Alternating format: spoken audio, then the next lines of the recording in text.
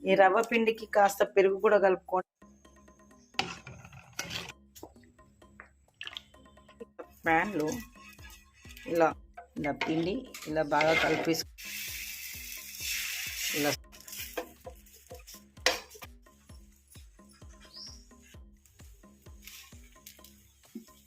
ఇదిగోండి ఇలా తిప్పేసుకుంటే సరిపోతుంది. ఇలా మర్చేసేసి ఈ రవ్వ పిండికి కాస్త పెరుగు కూడా కలుపు.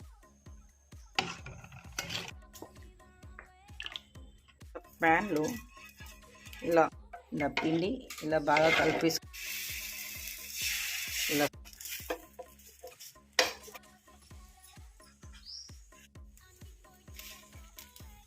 ఇదిగోండి ఇలా ఇలా